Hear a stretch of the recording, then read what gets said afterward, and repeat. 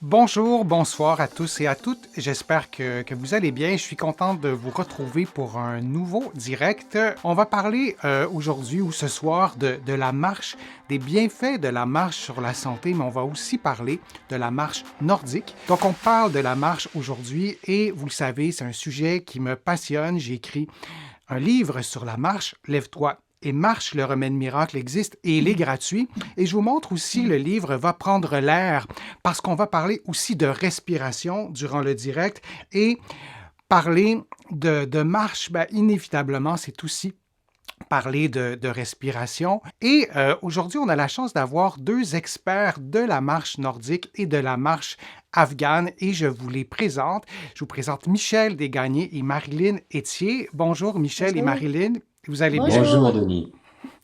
Oui, alors ben merci d'être là et je vous remercie tout de suite pour l'énorme travail que vous avez fait. Il faut que les gens sachent que vous êtes bénévole et je suis bénévole aussi, mais je tiens vraiment à souligner l'immense travail que vous avez fait pour préparer ce direct-ci.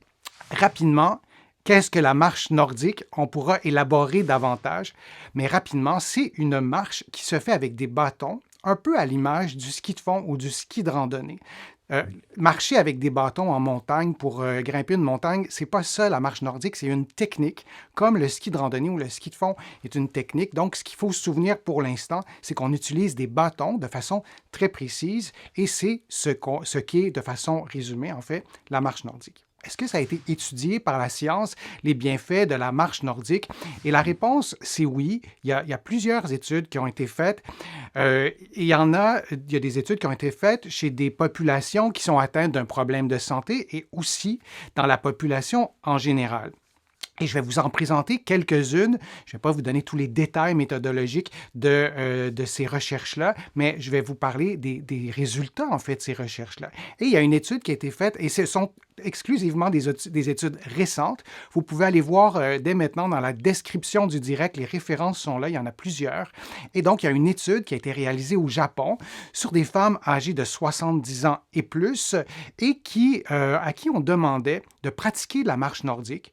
On leur donnait un cours de 2 heures par un expert et on demandait à ces personnes-là de pratiquer la marche nordique au moins une fois par semaine, sinon plus, pendant 3 mois. Et ce qu'on a pu démontrer, c'est qu'il y avait, après 3 mois, une augmentation de la vitesse de marche. Les personnes étaient capables de marcher plus vite en dehors de la marche nordique. Et ces personnes-là, et ça c'est intéressant, avaient une augmentation aussi de la force de préhension. Je vous l'ai souvent dit, la force de la main, c'est corrélé avec plusieurs contextes de santé. Et ils ont remarqué que ces personnes-là avaient une meilleure force de préhension, une meilleure force de la main. Et un autre élément intéressant aussi, c'est qu'il y avait une amélioration des fonctions cognitives générales. Fonctions cognitives, on entend souvent ce terme-là. Ça aussi, vous le savez, je vous en parle souvent. Mais des fonctions cognitives, c'est par exemple l'attention, la capacité de se concentrer, la mémoire, hein, on veut tous garder notre mémoire, le langage aussi, évidemment, ça fait partie des fonctions cognitives. Il y en a plusieurs, le calcul, l'orientation et de façon générale, de façon globale, la pratique de marche nordique non supervisée avec un enseignement de plus de 2 heures permettait d'améliorer les fonctions cognitives. Donc ça, c'est vraiment intéressant de réaliser que la marche, oui, mais aussi la marche nordique permet de faire ça. Une autre étude aussi qui a été réalisée, cette fois par des chercheurs serbes, on s'est intéressé aux capacités cardiovasculaires, au VO2 max, la capacité, par exemple, de votre corps à consommer, à absorber de l'oxygène par vos poumons, par la respiration, et à conduire cet oxygène à bon port et qu'il y ait un maximum d'oxygène qui puisse être utilisé. Quand on parle du VO2 max, c'est ça, c'est votre capacité à aller chercher et à aller utiliser le VO2 max. Et donc, ces chercheurs serbes ont pu démontrer que les personnes qui avaient pratiqué en fait de la marche nordique pendant 12 semaines avaient de meilleures capacités cardiovasculaires et même en comparaison avec les personnes qui marchaient sans bâton, qui pratiquaient de la marche normale, entre guillemets. Et là aussi, c'est intéressant. La différence, elle n'était pas énorme entre les personnes qui marchaient, entre guillemets, normalement et les personnes qui pratiquaient de la marche nordique, mais il y avait un gain supplémentaire à utiliser les bâtons en marche nordique. Et on a aussi comparé ces deux groupes marche nordique et marche normale, au groupe contrôle qui, eux, ne marchaient pas, faisaient une intervention qui en soi ne donnait pas de bénéfices thérapeutiques. Alors, donc, augmentation aussi du VO2 max et des capacités cardiovasculaires, ça aussi c'est intéressant. Il y a eu plusieurs recherches qui ont été faites aussi sur l'équilibre, et il y en a une récente, qui a été faite par des chercheurs polonais. Les participants étaient âgés de 64 à 93 ans et on a remarqué que leur équilibre sur un pied, les yeux ouverts, vous le savez, il y a plusieurs types d'équilibre. Il y a l'équilibre dynamique, il y a l'équilibre statique, yeux ouverts, yeux fermés. Ils se sont intéressés à l'équilibre sur un pied, les yeux ouverts, et l'équilibre était amélioré. Donc, il y a, comme vous le voyez, beaucoup de bienfaits qui ont été mesurés dans la population générale, mais il y a aussi des bienfaits qui ont été mesurés chez des groupes de la population spécifiques liés à des problèmes de santé spécifiques. Et à mon sens, je trouve qu'on n'en parle pas suffisamment de ces sous-groupes-là. C'est une façon un peu technique de le dire, mais par exemple, les personnes qui sont atteintes de la maladie de Parkinson, là aussi, il y a eu beaucoup d'études qui ont été faites là-dessus. Il y en a une récente plusieurs récentes. Elles sont en référence dans la description du direct qui deviendra une vidéo. Donc, augmentation de la qualité de marche chez ces personnes qui sont atteintes de maladie de Parkinson. Et il y en a peut-être autour de vous, de ces personnes-là. Peut-être que c'est votre cas. Sachez que ça peut être une belle clé thérapeutique quand on n'a pas accès à des soins de réadaptation. Je ne dis pas que ça fait des miracles, mais il y a des gains thérapeutiques à faire en pratiquant la marche nordique dans un contexte de maladie de Parkinson. On a pu démontrer aussi que ça améliorait la qualité de vie, que ça améliorait l'autonomie des personnes et aussi qu'il y avait des effets positifs sur les symptômes dépressifs. Alors on se dit, bon, peut-être que ces personnes auraient pu aller nager, auraient pu faire une autre activité physique et on aurait peut-être pu mesurer les mêmes résultats, peut-être pas. L'utilisation des bâtons dans un contexte de marche nordique et de maladie de Parkinson, ça stimule la coordination. Tenir des bâtons, ça stimule aussi la coordination, pour le résumer un peu, des doigts avec le reste du corps et de pouvoir peut-être mieux utiliser ses bras dans un contexte de maladie de Parkinson. Peut-être que ça peut faire en sorte d'augmenter notre qualité de vie parce qu'on est plus autonome. C'était les conclusions des chercheurs. Et parce qu'on est plus autonome, peut-être que notre état psychologique, peut-être que ça se portera mieux, peut-être qu'on aura moins de symptômes dépressifs. Alors, il y a plusieurs études récentes qui se sont penchées sur les bienfaits de la marche nordique dans un contexte de maladie de Parkinson, mais aussi après un cancer du sein. C'est le cancer le plus fréquent chez les femmes, en tout cas au Canada, en France et dans probablement plusieurs pays. Si vous avez la statistique dans votre pays, écrivez-nous là. Ça nous fera plaisir de lire ça. Mais donc, après avoir eu un cancer du sein, d'utiliser des bâtons, de pratiquer de la marche nordique a des bienfaits sur les muscles du tronc et sur la posture, le fait de se tenir un peu plus droit. Et les chercheurs ont observé ces résultats particulièrement chez les femmes qui étaient âgées de 45 à 60 ans. Il y avait aussi un groupe plus vieux, de 60 ans et plus, chez qui on voyait moins d'effets positifs sur la posture. Et ça peut se comprendre parce que pour corriger la posture, il arrive parfois, en raison de plusieurs phénomènes de processus de vieillissement, par exemple, que ce soit plus difficile de retrouver une posture parce qu'on aura, par exemple, beaucoup d'arthrose. Alors, ça s'explique. Mais il y avait des effets positifs sur la musculature du tronc, sur la posture, chez les femmes qui avaient eu un cancer du sein et qui pratiquaient la marche nordique. Mais des résultats semblables aussi dans un contexte d'obésité et de diabète de type 2 pour améliorer la santé métabolique. Lorsqu'on est en situation d'obésité et qu'on a un diabète de type 2, ça menace notre qualité de vie, notre santé.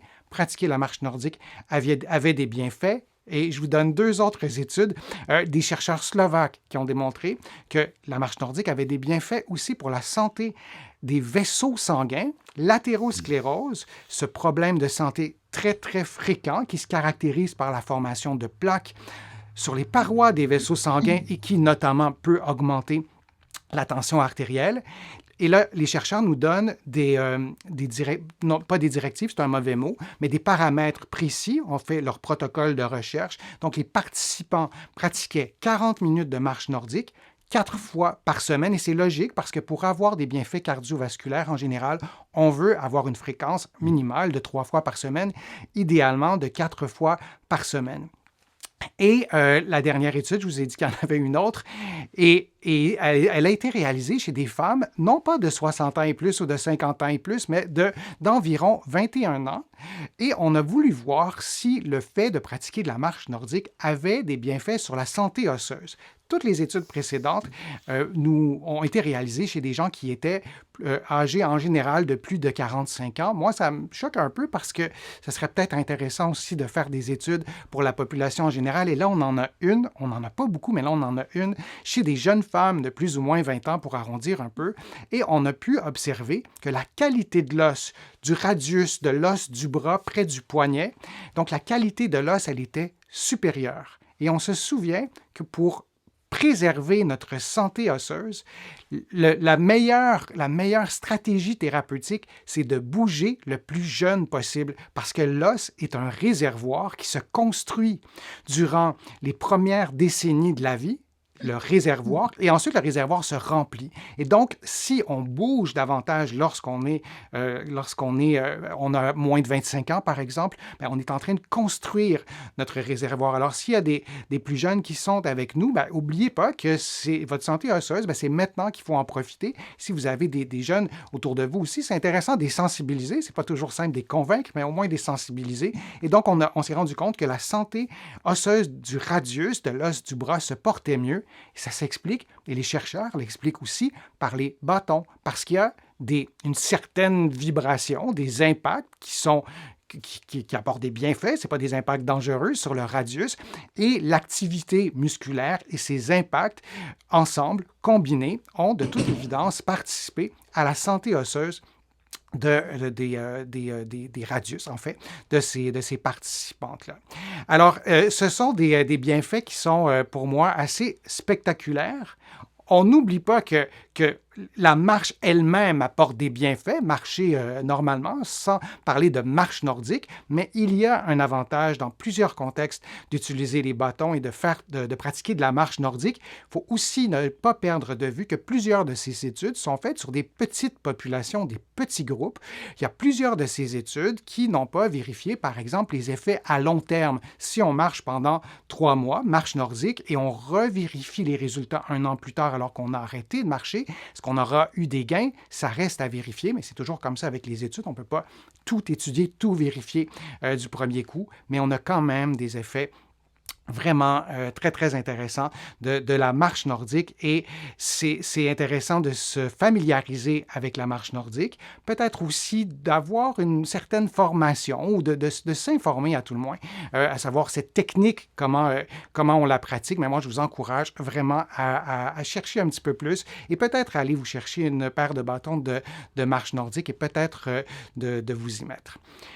On va s'arrêter ici pour le direct. Merci à tous et à toutes pour vos questions. C'est toujours hyper agréable de pouvoir vous lire, de lire vos commentaires aussi. Vous savez, vous pouvez contribuer à ma chaîne YouTube. Il y a une nouvelle façon de contribuer. Il y a un petit cœur avec le mot merci à l'intérieur. C'est tout nouveau. C'est une façon de faire. Vous pouvez aussi aller sur mon site web, le www.denisfortier.ca. Il y a aussi beaucoup d'informations qui sont données sur mon site web. Vous pouvez aussi vous abonner à l'infolettre qui est gratuite, évidemment. Il y a une infolettre hebdomadaire. Vous allez avoir les mises à jour de mes publications, de mes articles, de mes chroniques radio aussi et télé. Vous pouvez aussi vous abonner à des courriels thématiques, par exemple sur les douleurs au cou. Là aussi, c'est gratuit. Vous allez recevoir 3 courriels avec des conseils et des exercices très précis sur différents sujets, pas seulement les douleurs. Donc, vous pouvez aller visiter mon site web, le www.denisfortier.ca. Donc, merci beaucoup à vous deux, merci à tous, et on se retrouve bientôt pour un prochain direct. Au revoir.